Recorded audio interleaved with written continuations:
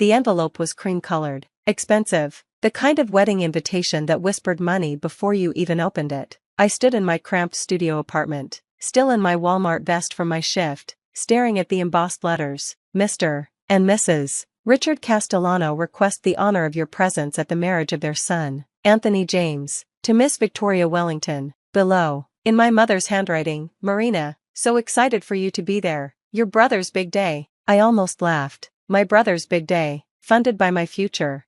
The phone rang before I could process the rage fully. Mom, did you get it? Isn't it gorgeous? Victoria's family insisted on the premium cardstock. It's beautiful, I said flatly. Must have been expensive. Oh, honey, don't worry about that. We've got it covered. We've got it covered. With my college fund. The $80,000 my grandmother had left specifically for my education, that my parents had safeguarded since I was 8. About that, Mom, when do I get access to my college fund? I need to pay for next semester. Oh, the pause told me everything. Marina, sweetheart, about that, you spent it, we borrowed from it, for the wedding. You know how important this is for Anthony. Victoria's family has connections. This could set him up for life. You spent my college fund on Anthony's wedding? Not all of it. As if that made it better. There's still about $3,000 left. $3,000 from $80,000. Marina, sweetheart, family helps family. You understand. I hung up.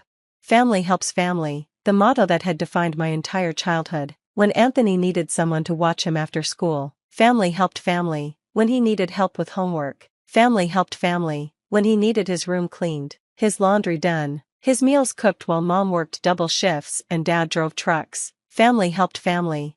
Always me helping, always family taking. I sat on my bed, the same twin mattress I'd had since I was 12, and did something I'd never done before. I calculated every hour of babysitting from the time I was 10 until Anthony left for college at 18, every homework session, every meal cooked, every soccer practice I'd driven him to once I got my license, every night I'd stayed up with him when he was sick while our parents worked. I'd kept journals since I was young, a habit born of loneliness. Now those journals became evidence, dates, times, hours worked while my childhood disappeared into Anthony's needs. The numbers were staggering. Babysitting, 3 hours per day after school, 5 days a week, 36 weeks per year, for 8 years. Summer care, 8 hours per day, 5 days a week, 10 weeks per summer, for 8 years.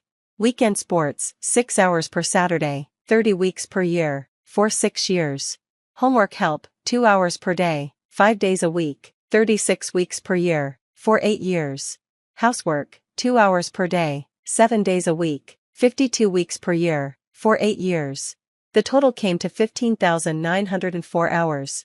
At minimum wage, which had been $7.25 when I started and was now $15, the average came to $11.13 per hour. $176,961.52. I stared at the number, then I added interest, 3% annually, compounded, because that's what my college fund would have earned sitting in even a basic savings account.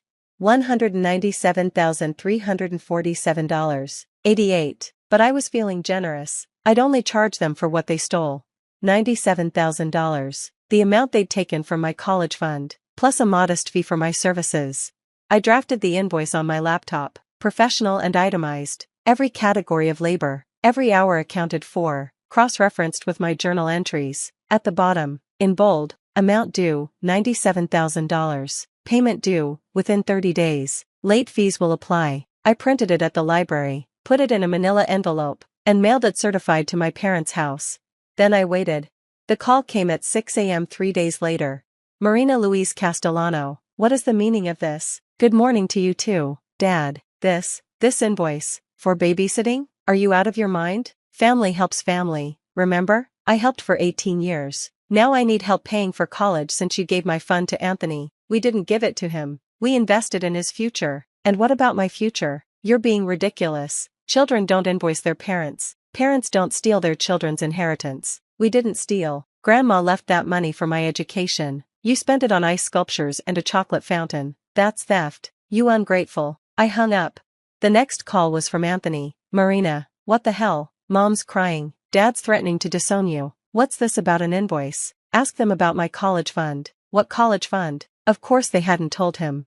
The $80,000 grandma left for my education. They spent it on your wedding. Silence. Then, they said Victoria's parents were paying. They lied. Marina, I didn't know. Would it have mattered? Would you have said no to the country club venue, the designer dress, the 7-course meal? His silence was answer enough.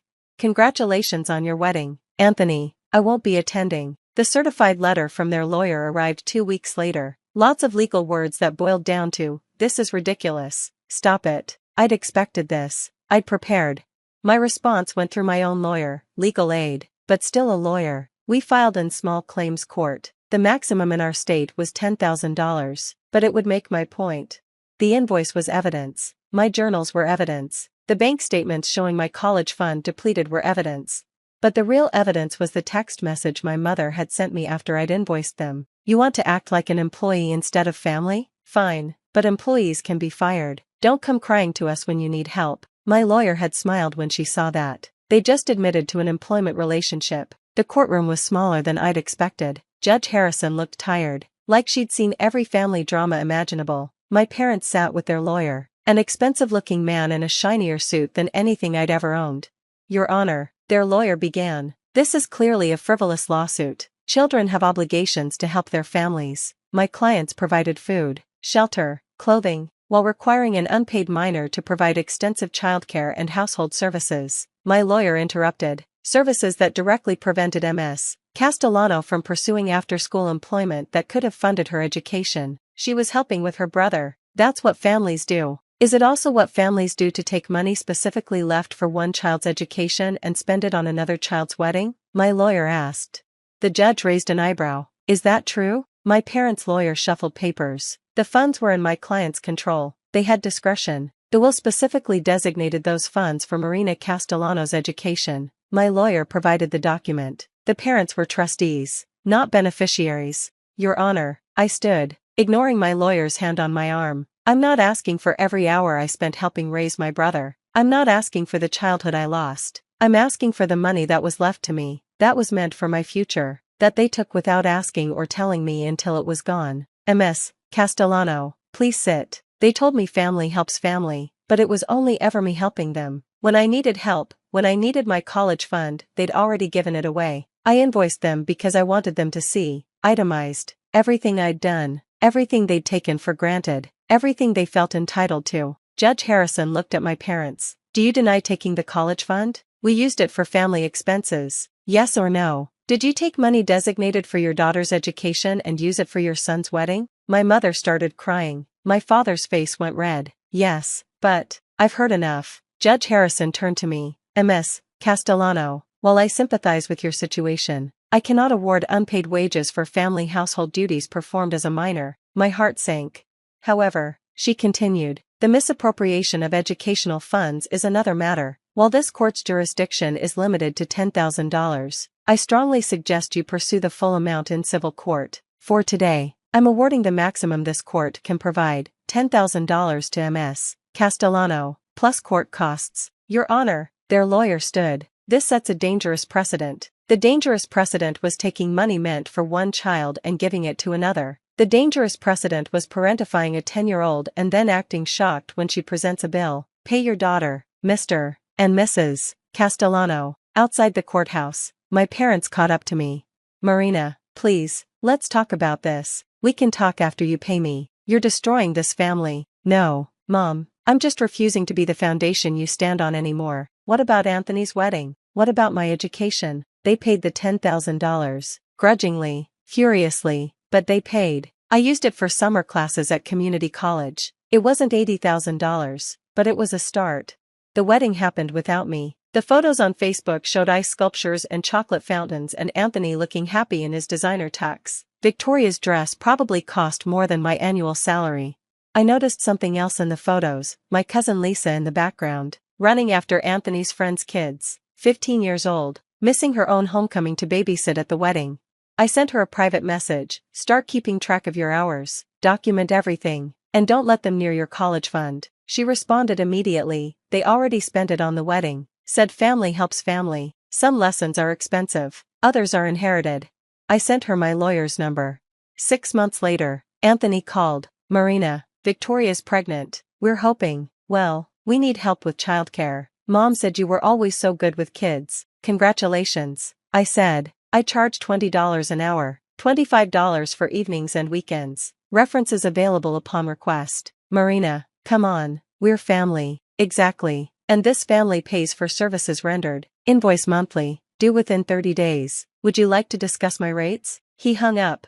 Mom called next. You've made your point. When are you going to stop punishing us? I'm not punishing you. I'm valuing myself the way you taught me to, as labor to be used. You set the terms. I'm just following them. We're your parents, and I was your daughter, not your employee, not your built-in babysitter, not your backup fund, your daughter. But you spent 18 years teaching me that meant nothing compared to what I could do for Anthony. We love you both equally. You spent my college fund on his wedding. That's not equal. That's not even close. What do you want from us? Nothing anymore. That's the point. For the first time in my life, I want nothing from you. And it's terrifying you because you've never had to consider what you could offer me beyond demands. 3 years later, I graduated with my nursing degree, paid for with loans, grants, and long overnight shifts. My parents weren't invited to the ceremony. Anthony's marriage lasted 18 months. The divorce was messy, expensive, public. The country club venue didn't seem so important then. The ice sculptures had long since melted. He moved back home, into his childhood room, while Victoria kept the house and the baby. Mom called one last time. Anthony needs help with child support. Family helps. Don't. I cut her off. Don't you dare finish that sentence. You're doing well now. You could help. I could, but I won't. Not because I'm cruel, but because I already gave 18 years of help. I've hit my lifetime limit. We're getting older. Marina, someday we'll need. Hourly rates for elder care start at $25. I can recommend agencies if you'd prefer someone else. You really hate us that much? I don't hate you. I just learned from you. Services rendered require payment due. You taught me that when you put a price tag on my future. I'm just honoring your teachings. I hung up and looked around my apartment. Not cramped anymore. I'd moved up in the world. Diploma on the wall. Bought with my own money. Shift schedule on the fridge. Every hour accounted for and compensated.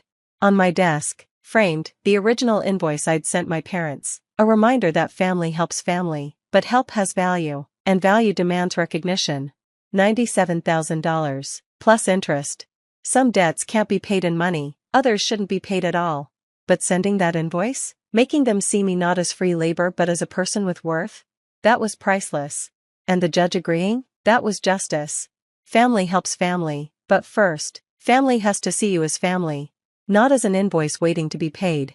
Though sometimes, you have to send the invoice to be seen at all. $97,000. Every penny earned, every hour stolen, every lesson learned. Family helps family? Fine. But this family member charges market rate.